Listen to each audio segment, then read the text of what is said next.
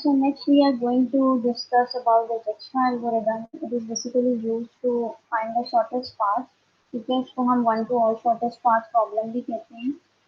यानी it means कि आपके पास एक सोर्स नोड जो गिवन है उससे आपने जितने बाकी तमाम नोड्स हैं उनका शॉर्टेस्ट डिस्टेंस फाइंड आउट करना है। ठीक है, one two all shortest path means कि आपने फर्स्ट नोड से जो सोर्स नोड आपको गिवन है उससे आपने बाकी तमाम नोड्स का मिनिमम डिस्टेंस फाइंड आउट करना है। और इसके लिए हमने दो एल्गोरिदम्स डिस्कस करने हैं। एक हमने डिजक्स्ट्रा एल्गोरिदम डिस्कस करनी है जो कि आपको मैं काफ़ी दफ़ा पहले भी बता चुकी हूँ, और सेकंड हमने डिस्कस करना है बेलमैन फोर्ड एल्गोरिदम। ठीक है, यहाँ से ये स्टार्ट हो रहा है। तो बेसिकली दोनों जो है आपके पास यूज इसीलिए होते हैं कि आपको एक ग्राफ गिवन है और उसके अंदर से आपने one two all shortest path find out करना है।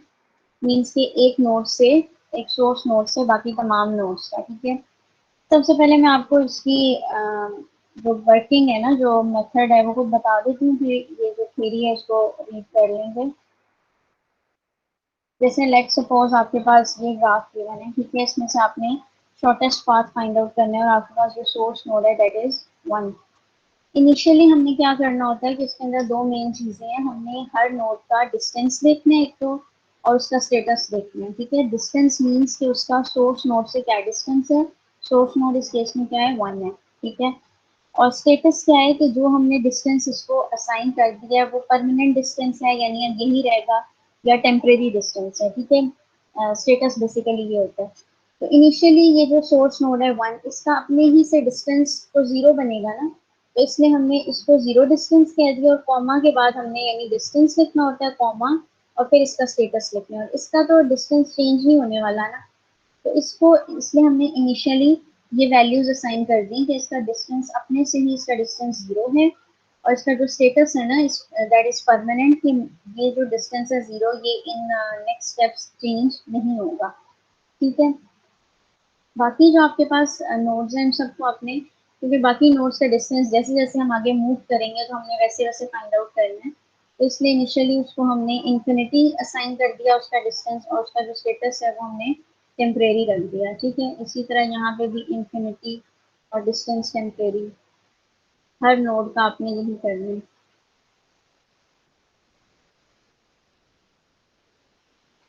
अब यहाँ से अगर हम देखें तो आपके पास ये फर्स्ट नोड है। फर्स्ट नोड से आपके पास तीन पार्ट्स निकल रहे हैं। एक 7 वाला जो 2 की तरफ जा रहा है, फिर एक 9 वाला, और एक 14 वाला। तो इसका मतलब है कि अगर हम 7 वाला पाथ अडॉप्ट करेंगे तो ये जो, अब आपने क्या करना है कि आपने हर नेक्स्ट स्टेप के अंदर अपनी ये डिस्टेंसेस और जो स्टेटस की वैल्यूज हैं इनको आपने अपडेट करना है। ठीक है, तो इस चीज़ को हम एज रिलैक्सेशन बोलते हैं, कि हमारे जो एजेस की वैल्यूज हैं वो चेंज हो रही हैं।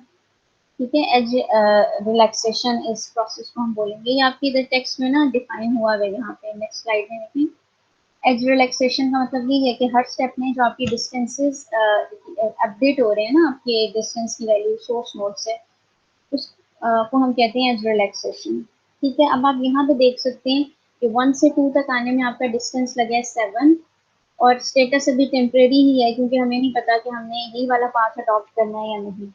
तो ये आपने ना मॉडिफाई कर देना इन वैल्यूज को। तो आपने एक मतलब फर्स्ट वाली वैल्यू को कट करके लिख दिया कि ये 70 बन गया। अब ये वाला अगर आप देखें तो ये क्या बन जाएगा, सोर्स नोड से 3 तक का डिस्टेंस 9 है ना, ये 9 यहाँ पे लिखा हुआ है, तो ये आपके पास बन जाएगा 90। फिर आपके पास सोर्स नोड से 6 तक का डिस्टेंस आप देख सकते हैं 14 है, तो ये आपके पास बन जाएगा 14 और टी। टी मीन्स के टेम्परेरी, के अभी हमें नहीं पता कि हमारे जो 3 पार्ट्स हैं 7, 9 और 14, इनमें से हम कौन सा वाला चूज करेंगे। अब आप मुझे बताएं कि डिजक्स्ट्रा एल्गोरिदम के अंदर हमारा ये एम है ना कि हमें शॉर्टेस्ट पाथ फाइंड आउट करना है। तो 7, 9 और 14 में से हम कौन सा वाला डिस्टेंस सेलेक्ट करेंगे, शॉर्टेस्ट वाला करेंगे, यानी ये 7 वाला करेंगे। तो 7 वाले को हमने, उसका स्टेटस हमने परमानेंट कर दिया। इसका मतलब है कि ये वाला पाथ हमने सेलेक्ट कर लिया है, और ये इसका डिस्टेंस अब 7 ही रहेगा, 7 से मजीद चेंज नहीं होगा। अब आपके पास जब हमने 7 वाला पाथ अडॉप्ट किया तो 1 के बाद हम कौन से नोड पे 2 पे चले गए हैं। ठीक है, 2 से आप देख सकते हैं कि आपके पास एक ये वाला पाथ निकल रहा है जो 3 की तरफ जा रहा है, और एक ये वाला पाथ है जो कि 4 की तरफ जा रहा है। तो अब इस 10 के लिहाज से और इस 15 के लिहाज से इनकी वैल्यूज या इनके जो डिस्टेंसेस हैं वो अपडेट हो जाएंगे, जिसको हम एज रिलैक्सेशन बोल रहे थे।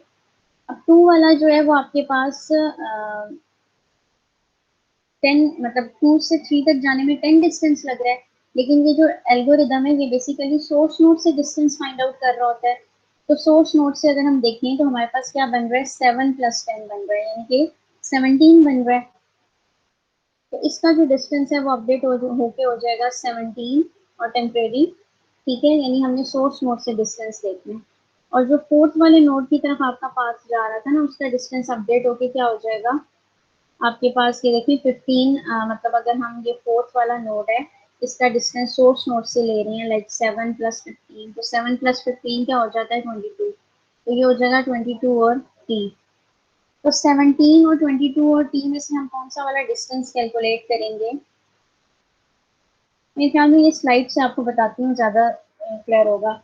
सबसे पहले यही किया हुआ है कि वो कह रहे हैं कि नोड 1 जो है उसको हम कह देंगे कि ये हमारा करंट या सोर्स नोड है, और इसको हमने 0 डिस्टेंस असाइन कर दिया, क्योंकि हमने हर नोड का डिस्टेंस सोर्स नोड से लेना है। तो सोर्स नोड का अपने से ही डिस्टेंस 0 होगा और इसका स्टेटस क्या है, परमानेंट, मीन्स के अब नेक्स्ट स्टेप्स के अंदर इसकी जो डिस्टेंस की वैल्यू है वो चेंज नहीं होगी, परमानेंट हो चुकी है। बाकी जितने भी नोड्स हैं इस ग्राफ के अंदर उसको आपने इंफिनिटी डिस्टेंस असाइन कर देना है और उसका जो स्टेटस है वो टेम्परेरी होगा।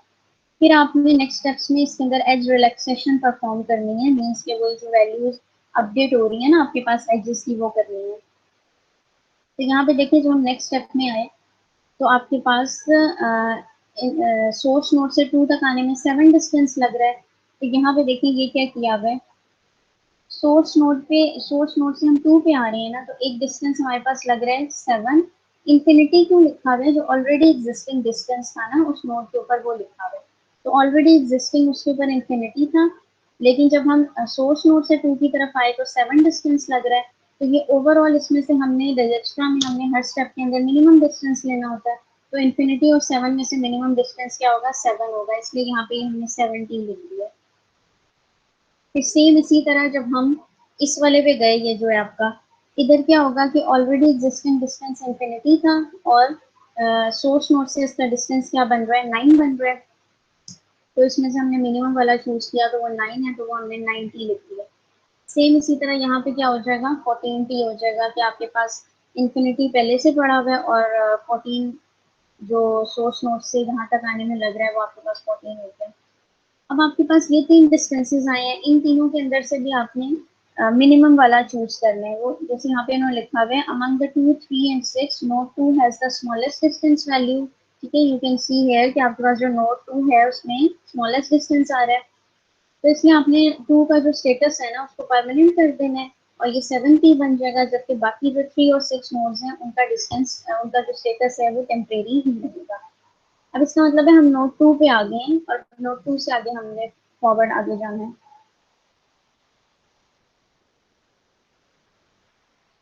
नोड 2 से देखिए जब हम आगे गए, ये था ना नोड 2, इससे मैंने आपको शुरू में बताया था एक 4 वाला पाथ निकल रहा है और एक 3 वाला पाथ निकल रहा है, ठीक है। तो यहाँ पे आप देख सकते हैं कि सोर्स नोड से इस 3 तक आने में आपके पास एक तो 9 पाथ है, 9 डिस्टेंस है जो कि ऑलरेडी इसके ऊपर पड़ा हुआ था 90। दूसरा क्या डिस्टेंस है, 10 + 7 कैसे लिखा हुआ है कि सोर्स नोड से जब हम 3 की तरफ आ रहे हैं तो ये वाला पाथ बन रहा है ना 7 और 10 वाला, तो 10 + 7 17 उस तरह आया। 9 और 17 में से मिनिमम कौन सा, 9, तो इसलिए हमने यहाँ पे 9 सेलेक्ट कर लिया, 90। अब जो हम 6 की तरफ जा रहे हैं, 6 नहीं है ये आपके पास 4 होगा, ठीक है, D4 होगा, ठीक है, क्योंकि ये फोर्थ नोड है ये वाला। इसमें आप देख सकते हैं कि ऑलरेडी इसके पास इंफिनिटी पड़ा हुआ था और सोर्स नोड यानी 1 से अगर हमने यहाँ तक आना है तो ये पाथ अडॉप्ट होगा 15 + 7 वाला, तो वो 22 दे देगा। तो इंफिनिटी और 22 में से आपके पास मिनिमम कौन सा, 22, तो इसलिए हमने यहाँ पे 22 और t लिख दिया। अब यहाँ पे वो क्या कह रहे हैं कि between the nodes 3 and 4 node 3 has the smallest distance value, ठीक है, आप देख सकते हैं कि 3 के ऊपर 9 डिस्टेंस आ रहा है तो उसका स्मॉलेस्ट डिस्टेंस है।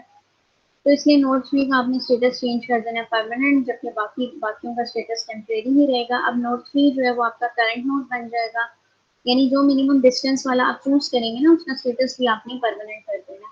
अब 3 आपका जो है वो करंट नोड बन गया। 3 से आप देख सकते हैं कौन कौन से पार्ट्स निकल रहे हैं।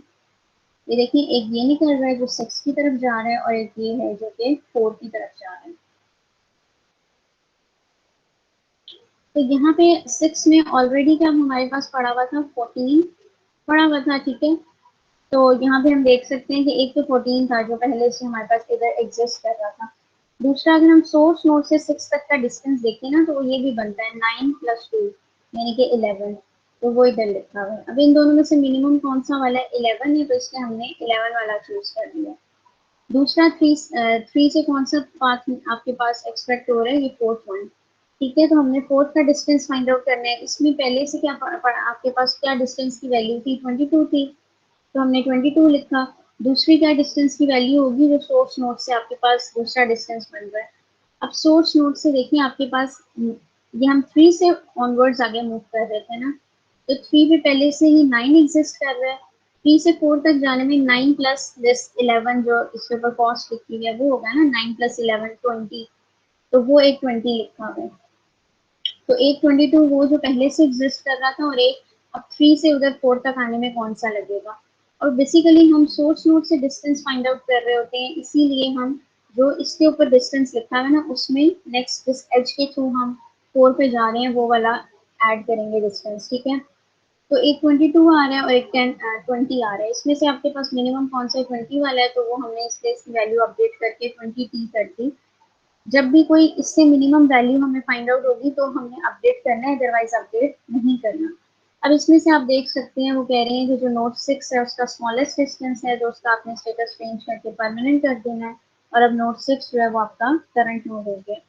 तो 6 जब हमारा करंट नोड हो गया तो 6 से आप देख सकते हैं सिर्फ एक ही पाथ एक्सट्रैक्ट हो रहा है जो कि 5th नोड की तरफ जा रहा है। तो हमने क्या किया कि इस पे पहले ऑलरेडी क्या पड़ा हुआ है? इंफिनिटी पड़ा हुआ है। तो यहाँ पे डिस्टेंस देखें एक आपने ये लिया इंफिनिटी वाला। 6 से हम 5th की तरफ आए हैं ना, तो एक तो 11 पहले से इसके ऊपर था, 11 + 9 करेंगे जिसकी वजह से ये 20 बन गया ये वाला डिस्टेंस। तो 11 + 9 20 हो गया। इंफिनिटी और 20 में से स्मॉलेस्ट कौन से? 20। तो इसलिए इसका डिस्टेंस पहले 20 टी होगा, लेकिन हम यहाँ से देखेंगे कि आपके पास 6 से एक ही सिर्फ पाथ निकल रहा था, तो इसी को परमानेंट होना है, तो हम इसे 20 टी कर देंगे शुरू में, ठीक है। उसमें तो देखें आपके एक नोड से मल्टीपल पाथ्स निकल रहे थे ना, तो आप चेक करते थे फिर कि कौन सा जो भी मिनिमम होगा उसको आप परमानेंट स्टेटस असाइन करते थे। लेकिन इसमें क्योंकि एक ही पाथ सिर्फ है आपके पास, तो इसमें आपने उसी को परमानेंट स्टेटस असाइन कर देना है, ठीक है। अब यहाँ पे आप देख सकते हैं 5th से ऑनवर्ड कोई भी पाथ आपका नहीं, मतलब 5th की तरफ देखें आप देख सकते हैं पाथ्स आ रहे हैं, एजेस आ रहे हैं, लेकिन 5th से कोई आगे एक्सपेक्ट नहीं कर रहा, तो हमने यहाँ पे इसको स्टॉप कर देना है। इसका मतलब है जो टोटल कॉस्ट हमारी लगेगी ना इसके अंदर वो 20 लगेगी, जो लास्ट नोट की आएगी ना आपके पास distance वो होगा। Node 5 is the only candidate, so its status changes to permanent. From node 5, we cannot reach any other node. Hence, node 4 gets permanently labeled and we are done. अब आपके पास आपने यहाँ पे देखा था कि 4th वाला जो नोड है ना उसका स्टेटस परमानेंट नहीं हुआ था अभी तक, लेकिन जब हम 5th पे पहुंच गए और 5th का स्टेटस हमने परमानेंट कर दिया, तो हमने यहाँ पे देखा कि 5th से ऑनवर्ड 4 की तरफ और कोई पाथ नहीं जा रहा, तो 4 जिस पोजीशन पे है उसका स्टेटस वहीं पे हमने क्या कर देना है? परमानेंट कर देना है। मीन्स के सोर्स नोड से 4 तक आने के लिए आपका 20 डिस्टेंस लगता है, ये शो कर रहा है। अगर पीछे से इसकी डिस्क्रिप्शन देख लेते हैं इसमें क्या लिखा हुआ है। सबसे पहले तो वही लिखा हुआ है कि रजिस्ट्रा एल्गोरिदम में या शॉर्टेस्ट पाथ फाइंड आउट करने में we are given a weighted network या you can say a weighted graph, जिसके अंदर वर्टिसेस होते हैं। B represent vertices, e represent edges और सी मींस जो एजेस के साथ एसोसिएटेड कॉस्ट्स हैं। आवाज आ रही है आप लोगों को? Yes ma'am. Yes ma'am. ठीक है।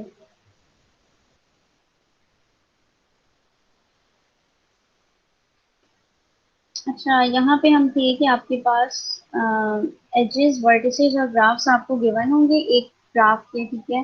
बी आपके वर्टिसेस हैं, ई एजेस हैं और सी क्या है? आपकी कॉस्ट है, ठीक है। फिर एक इंडिविजुअल एज के ऊपर जो कॉस्ट होगी उसको हम सी आई जे से रिप्रेजेंट कर सकते हैं। ये जो डिस्क्रिप्शन है इसको जस्ट आपने समझना है, ठीक है। और आपके पास आई जे बेसिकली है क्या, आई जे आपके वो एज हैं स्पेसिफिक, जैसे ये एक एज है जो 6 5 के दरमियान लाई कर रहा है, फिर 4 5 के दरमियान एक एज है। तो आई और जे आपके वर्टिसेस को रिप्रेजेंट कर रहे हैं, और आई जे के दरमियान एक एज है तो वो एक एज को रिप्रेजेंट करेगा। फिर हम एक नोड एस से स्टार्ट हुए हैं, एस कोई भी आपका, ये आपका सोर्स नोड है जैसे कि, और ये आपके सेट ऑफ वर्टिसेस से बिलोंग करता है, इसलिए लिखा हुआ है S belongs to set of vertices. The one-to-all shortest path problem is the problem of determining the shortest path from node S to all other nodes in the network. यानी basically हम इसके अंदर सोर्स नोड से बाकी तमाम nodes का distance find out कर रहे होते हैं। The weights on the links are also refer to as cost. ठीक है, ये जो वेट्स है ना लिखे हुए 14 9, इनको हम कॉस्ट भी कह सकते हैं। ये आपको ऑलरेडी पता है कि इनको हम कॉस्ट भी कहते हैं। अब इसमें वो कह रही हैं suppose we want to find a shortest path from a given node S to the other nodes in a network. इसके लिए अब हम कौन सा एल्गोरिदम यूज कर सकते हैं, डिजक्स्ट्रा एल्गोरिदम यूज कर सकते हैं। ये क्या करता है, it finds the shortest path from a given node S to all other nodes in the network. Node s is called a starting node और an initial node. Dijkstra's algorithm starts by assigning some initial values for the distances from node S into the every other node in the network.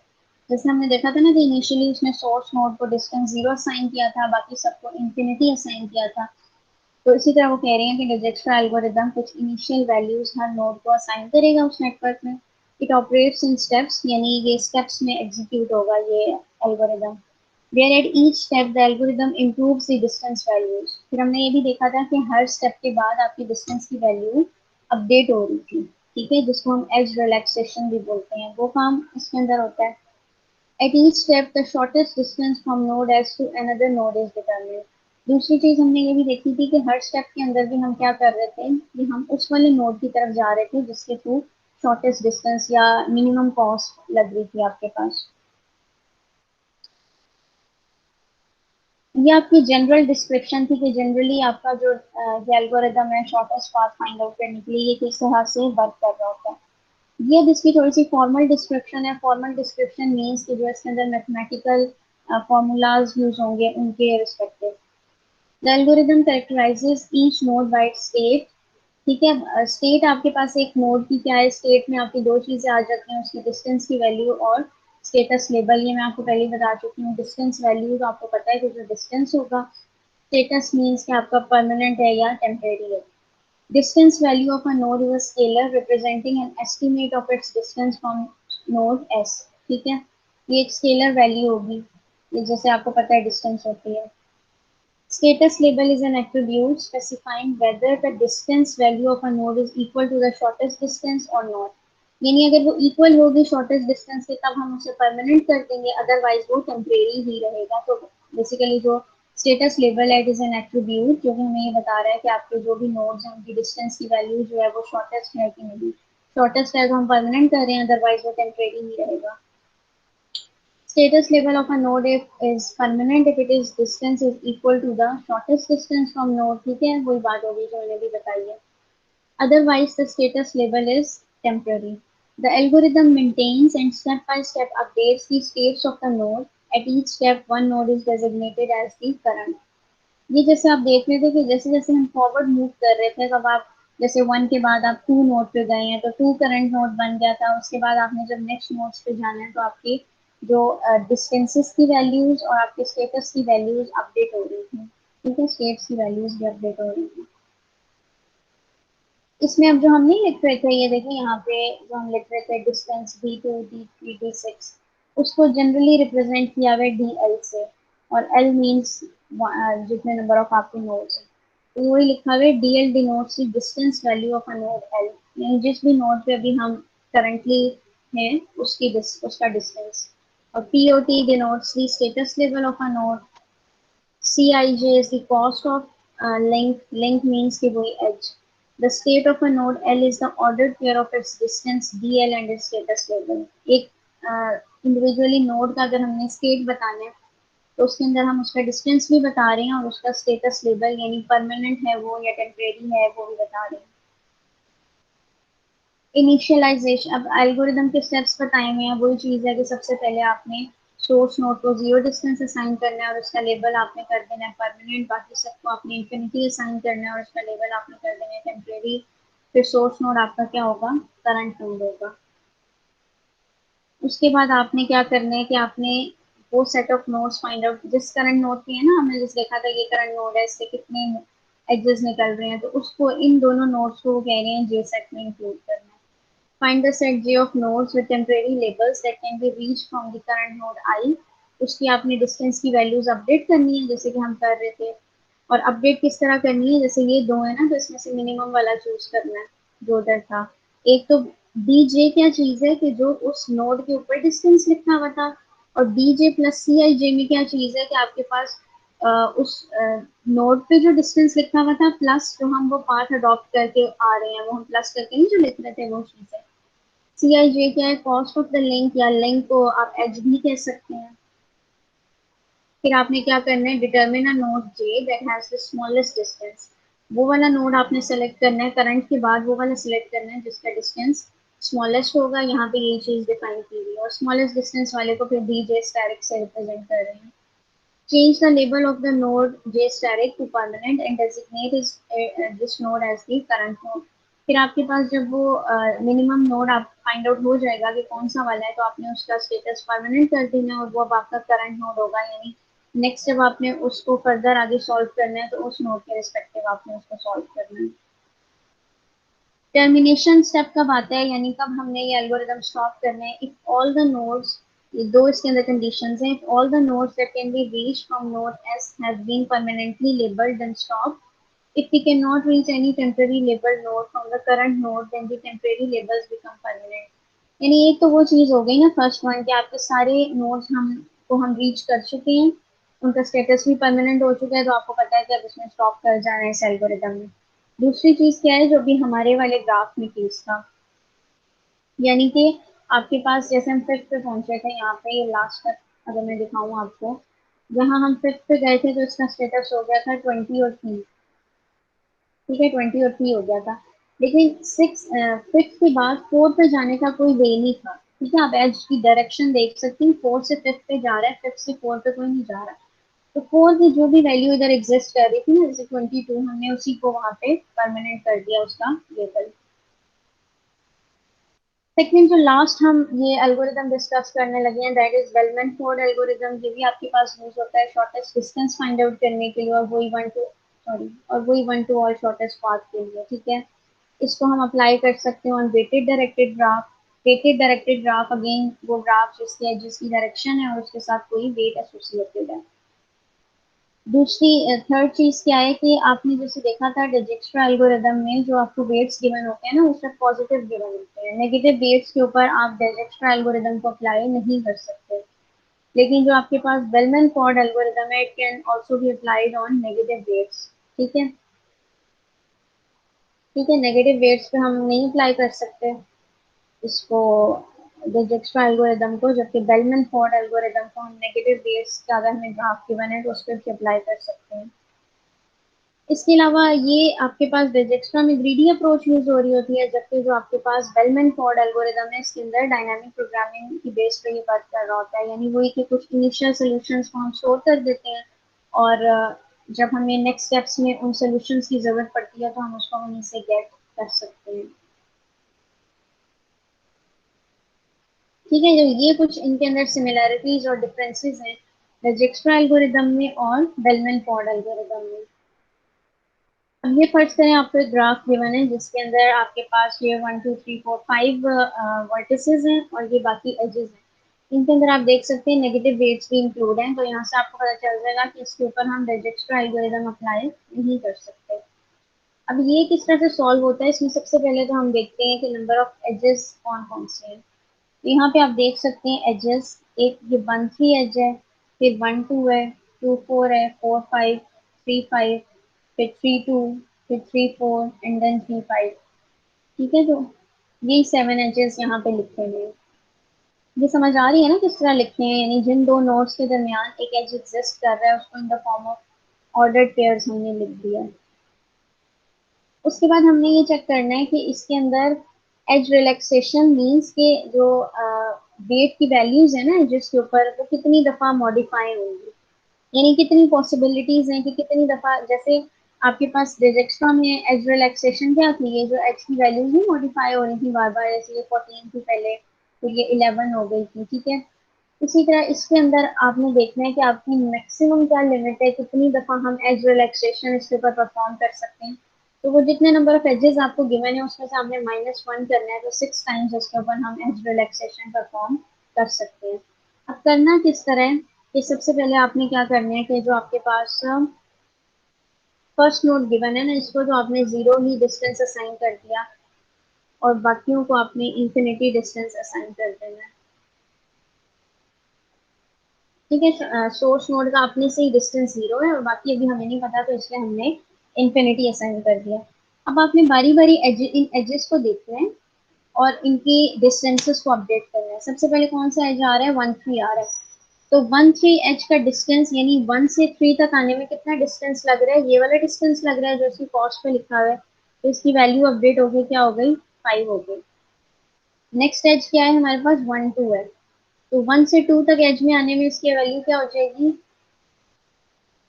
आ, मतलब 1 से हम अगर 2 पे आ रहे हैं तो infinity की बजाय इसकी वैल्यू क्या हो जाएगी, अपडेट होके, देखिए 1 से 2 में आने में 6 कॉस्ट लग रही है, तो इसकी वैल्यू हो जाएगी 6। नेक्स्ट आपने हर एज को अब देखना है। अब नेक्स्ट एज कौन सा है, 2 4 एज है, तो 2 से 4 पे हम आ रहे हैं, 2 पे ऑलरेडी क्या पड़ा हुआ है, 6। 6 से जब हमने मतलब 2 से 4 पे आना है ना, जो ऑलरेडी डिस्टेंस पड़ा हुआ है वो उसके अंदर ऐड करना है जो कॉस्ट आपके एज के साथ एसोसिएटेड है। तो 6 के अंदर -1 अगर हम ऐड करें तो 6 - 1 5 बनता है, तो इसकी वैल्यू अपडेट होके हो जाएगी 5। अच्छा, 2 4 चेक हो गया, उसके बाद कौन सा एज आ रहा है हमारे पास, 3 2 वाला एज आ रहा है, दिस वन 3 2। 3 पे ऑलरेडी 5 पड़ा हुआ है, 5 - 2 करेंगे तो 3 हो जाता है, तो ये हमारे पास इसका डिस्टेंस अपडेट होके हो गया 3, ठीक है, 3 2 का। फिर आपके पास आ रहा है 3 4। 3 से 4 पे जब हम जा रहे हैं तो 3 पे ऑलरेडी क्या पड़ा हुआ है, अब ये जरा बोलें साथ, 3 पे क्या ऑलरेडी आपके पास डिस्टेंस है, 5 5 है ना, और 4 तक जाना है तो 5 में क्या ऐड करेंगे, ये जो -1 एच, हाँ 4 आ ये गया। इस वाले पाथ को अडॉप्ट करेंगे ना जो 4 की तरफ ले जा रहा है, तो 4 की तरफ ले जाने के लिए इस पे क्या वेट है, 4 है, तो 5 + 4 9 हो जाएगा। लेकिन देखिए आपने अपडेट सिर्फ तब वैल्यूज को करना है कि अगर अपडेट करने से वैल्यू लेस हो रही है, और क्योंकि हमने शॉर्टेस्ट डिस्टेंस फाइंड आउट करना है ना। अब 9 तो ग्रेटर हो जाएगा, तो इसलिए हमने ये वाली वैल्यू अपडेट नहीं करनी। उसके बाद आपके पास आ जाता है 3 4। अच्छा, 3 4 हो चुका है, फिर 3 5 है और फिर 4 5 है। 3 5 आपके पास क्या है, 3 पे ऑलरेडी 5 पड़ा हुआ है, इसमें 3 ऐड करेंगे तो ये 8 हो गई वैल्यू। उसके बाद आपके पास है 4 5। 4 से 5 की तरफ अगर आप आए तो 5 पड़ा हुआ है ऑलरेडी, 3 ऐड करेंगे तो 8 ही होनी है वैल्यू, इसलिए इसको अपडेट करने की जरूरत नहीं है। अब ये हमें कह रही है कि इसके अंदर हम 6 टाइम्स रिलैक्सेशन परफॉर्म कर सकते हैं, लेकिन अगर किसी टाइम हमें ऐसा लगे ना कि आपके पास अब वैल्यूज अपडेट नहीं हो रही, तो आपने फिर स्टॉप कर जाना है। अब अगेन हमने ये वाला सारा प्रोसीजर दोबारा करना है। अब एजेस पे वही हम देखेंगे, 1 3 वाला एज पहले देखेंगे। 1 3 वाले एज में कोई चेंज हो रहा है, इसमें नहीं हो सकता क्योंकि 5th ही के थ्रू ये इस पे जा रहा है, ठीक है। 1 3 में कोई चेंज नहीं होगा। 1 2 में देखें, 1 से 2 में जाने में 6 पाथ लग रहा है, उधर ऑलरेडी 3 पड़ा हुआ है जो कि शॉर्टेस्ट है, तो इसके अंदर भी कोई चेंज नहीं होगा। 2 से 4 में देख लेते हैं, 2 पे आपके पास देखें 3 पड़ा हुआ है, 3 में -1 करेंगे तो 3 - 1 2 हो जाता है। 2 इज लेस देन 5, तो इसलिए इसको अपडेट करके हमने 2 कर देना है। फिर 4 से 5 पे देखने आपके पास, इधर आपके पास 2 पड़ा हुआ है 4 पे, 2 + 3 करेंगे तो 5 बनता है। 5 इज लेस देन 8, तो इसलिए इसको भी हमने अपडेट करके कर दिया 5। उसके बाद आप यहाँ पे देख सकते हैं इस 3 5 एच को अगर मैं चेक करती हूँ तो 3 पे ऑलरेडी 5 पड़ा हुआ है, इसमें 3 ऐड करूंगी तो 8 आना चाहिए, लेकिन ये ऑलरेडी 5 हो चुका है, तो इसलिए इसको मैं चेंज नहीं करूंगी। फिर आपके पास 3 2 में देख लें क्या बन रहा है। 3 में 5 पड़ा हुआ है, -2 करेंगे तो 5 - 2 3, 3 ऑलरेडी पड़ा हुआ है 2 के ऊपर। उसके बाद 3 4 एज अगर हम देखें तो 3 पे आपके पास 5 है, इधर 4 है, तो 9 बनता है ये, लेकिन ऑलरेडी शॉर्टेस्ट डिस्टेंस पड़ा हुआ है, तो हमें इसे अपडेट करने की जरूरत नहीं है। दो टाइम्स एज रिलैक्सेशन परफॉर्म हो चुकी है, अब हम थर्ड टाइम देखेंगे। तो थर्ड टाइम देखें, फिर अगेन देखते हैं 1 से 3 एज में कोई चेंजिंग नहीं आएगी। मतलब 5 के थ्रू ये जा रहा है। 1 से 2 में भी कोई चेंजिंग नहीं आएगी क्योंकि ये 6 के थ्रू जा रहा है। उसके बाद यहाँ पे हम आते हैं 2 से 4 में, तो 2 के ऊपर 3 डिस्टेंस पड़ा हुआ है, -1 करेंगे तो 2, तो इसके अंदर भी कोई चेंजिंग नहीं आनी क्योंकि 2 ऑलरेडी पड़ा हुआ है। 4 से 3 की तरफ जा रहे हैं, 4 पे देखें आपके पास 2 है, इसके अंदर +3 करेंगे तो 5 आना चाहिए, ऑलरेडी 5 पड़ा हुआ है तो इसके अंदर भी कोई चेंजिंग नहीं आ रही। फिर 3 से 5 का डिस्टेंस देखें तो आपके पास 3 के ऊपर 5 डिस्टेंस पड़ा हुआ है, इसमें 3 ऐड करेंगे तो 8, 8 अगेन, 8 इज ग्रेटर देन 5, तो हमने चेंज तब सिर्फ करना है जब लेस वैल्यू आ रही है। 3 से 2 की तरफ अगर आप जाएं तो 3 पे 5 पड़ा हुआ है, -2 3, ये भी चेंज नहीं होगा क्योंकि 3 ऑलरेडी पड़ा हुआ है। फिर 3 से 4 की तरफ जाएंगे तो 5 है, माइनस आपके पास 5 है +4, ठीक है, ये वाला 4 ये वाला 5, 9 हो गया। ऑलरेडी इधर 2 पड़ा हुआ है, इसको भी अपडेट नहीं करेंगे। अब आपने यहाँ पे चेक किया कि इस स्टेप के अंदर कोई भी वैल्यू अपडेट नहीं हुई, तो यहाँ पे हमें पता चल जाएगा। इसके बाद आप एक और स्टेप करके भी देख सकते हैं, लेकिन हमें यहाँ से पता चल गया कि अब मजीद इसके अंदर कोई भी वैल्यूज मॉडिफाई नहीं हो रही, तो हमने यहाँ पे स्टॉप कर दें। यानी मैक्सिमम हमारे पास लिमिट थी कि आप 6 टाइम्स ये काम परफॉर्म कर सकते हैं, लेकिन बीच में अगर किसी स्टेप में हमें लगे कि अब फर्दर वैल्यूज मॉडिफाई नहीं हो रही तो देन हमने स्टॉप कर जाना। ठीक है, इसका क्या स्टेप था, सबसे पहले सोर्स नोड को 0 असाइन किया, बाकी सबको इंफिनिटी असाइन किया, और इन एजेस की बेस पे ना डिस्टेंसेस अपडेट करनी है। 1 3 एज को पहले देखना है, फिर 1 2 4 2 4 4, तो ये चीज इसके अंदर परफॉर्म हो रही है। इसमें देखिए कुछ वैल्यूज जो पहले से बड़ी स्टोर रहती है ना, जो चेंज नहीं हो रही, तो वो वहां पे आप देख सकते हैं कि डायनामिक प्रोग्रामिंग का कॉन्सेप्ट यूज हो रहा है। या जैसे इधर पहले 6 था, 6 ऑलरेडी पड़ा हुआ था, उसको मैंने मॉडिफाई करके 3 कर दिया हुआ है। तो ये भी एक तरह का आपके पास पहले से ऑलरेडी एग्जिस्टिंग वैल्यू पड़ी हुई थी ना 6, तो वहां पे भी आपके पास डायनेमिक प्रोग्रामिंग का कॉन्सेप्ट यूज हो रहा है।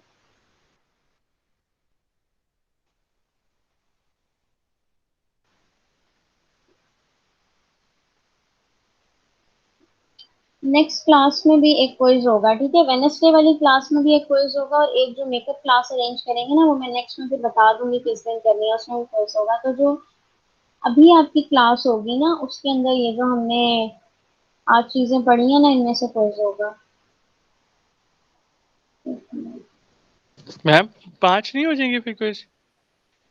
5 ही लेने हैं ना, पीछे आप लोगों के फिर उसमें से बेस्ट 4 काउंट कर ओके मैम। लूंगी।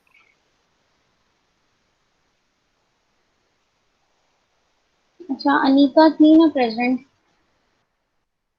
अक्सा भी थी, Yes, ma'am, present.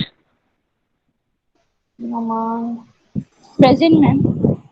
सलमान नहीं आया था आज शायद, अभी है? नहीं। सालिहा भी थी, सोहेल, और जशीर भी नहीं है ना आज। चलिए ठीक है, चलिए ठीक है, नेक्स्ट क्लास में ना आपने फिर इसका क्विज प्रिपेयर करके आना है, और एक असाइनमेंट अपलोड मैं आज कल में कर दूंगी, तो वो भी इस वीक में आपने सबमिट करवानी होगी। जी लगा दिए मेहमान आपकी ओके मैम। अटेंडेंस। ठीक है, चलें, सही है, फिर अल्लाह हाफिज।